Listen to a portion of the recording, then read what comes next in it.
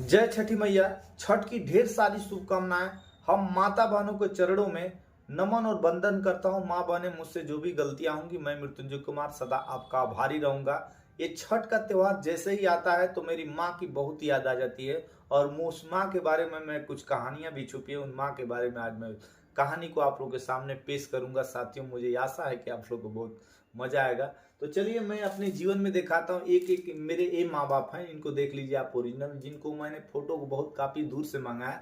मेरे बचपन में था नहीं, मतलब इन्होंने मेरे माँ बाप जो हैं, जो जन्म दिए, केवल ये मेरे माँ बाप हो गए। अब यहाँ से कहानी इनको कभी हम लोग फिर आगे बता देंगे, इनकी कहानी के बारे में। असली हमारे माँ बाप के बारे में थोड़ा सा आज मैं चर्चा करता हूँ। आखिर इसको चर्चा करने का कारण क्या होता है साथियों? तो जब भी छठ का त्योहार आता है तो मेरे मन में एकदम, मेरे आंखों से आंसू आ जाता है। जब से माँ मेरी चली गई तब से मैंने जीवन में कभी वो घाट जाना ही नहीं किया। तो उसके लिए मेरी असली माँ बाप है। देख लीजिए, इनको थोड़ा सा स्पष्ट रूप से देख लीजिए। इन लोगों का बहुत बड़ा मेरे जीवन में योगदान रहा है। मेरे बाबूजी हैं और ये मेरी माँ है, जिन्होंने काफी मेरे जीवन के लिए बहुत संघर्ष किया और मैं भी उनके प्रति वैसा ही मतलब आदर करता रहा जैसा मैंने कभी भगवान में, ऐसा मतलब भगवान को भी मैंने वैसा नहीं किया। मगर ये मेरे भगवान से भी बड़े हैं, इसलिए छठी का त्योहार आता है तो माँ की वो याद आ जाती है। तो इसके बारे में थोड़ा सा देखिएगा, ये थोड़ा सा नम हो जाती है बातें माँ को ध्यान में रखते हुए। तो होता क्या था कि मतलब हम लोग के 4 भैया लोग थे। एक हम थे, उसमें मान लीजिए कि 3 भैया, एक और हम थे और भाभी जी थी बड़ी।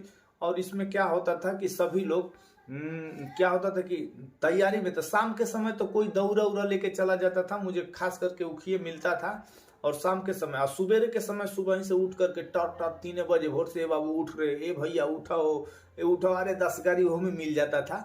तो कैसे भी सुबह के समय में हम लोग कोशिश करते थे कि जाते थे।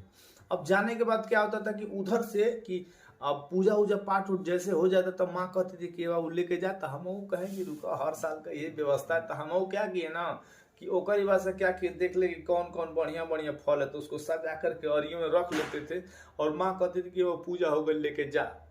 कि बाद में दूध लेके अइहा अर्घा लेवे के लिए। हम कहा ठीक है माँ। तब हम चले जाते थे भोरहरिये में और उसके बाद उसी दौरी में से निकाल के सेव हो, हाई केरा हो, हाई अलग अलग, हाई मान ले कि हाई जो चीज मतलब स्पष्ट रूप से हम समझ में आते कि हाई खाने में बहुत मजा आएगा तो उसको ले लेते थे। हैं, उसके बाद खा के घर आते आते एकदम से ना पूरा टंच। उसके बाद से घर आने के बाद माँ पूछती थी कि वो ई का बोले, तो हम कहते कि छठी माई ले गई, वो हम का जानते रही हो। तो माँ समझती थी कि मतलब क्या हुआ है।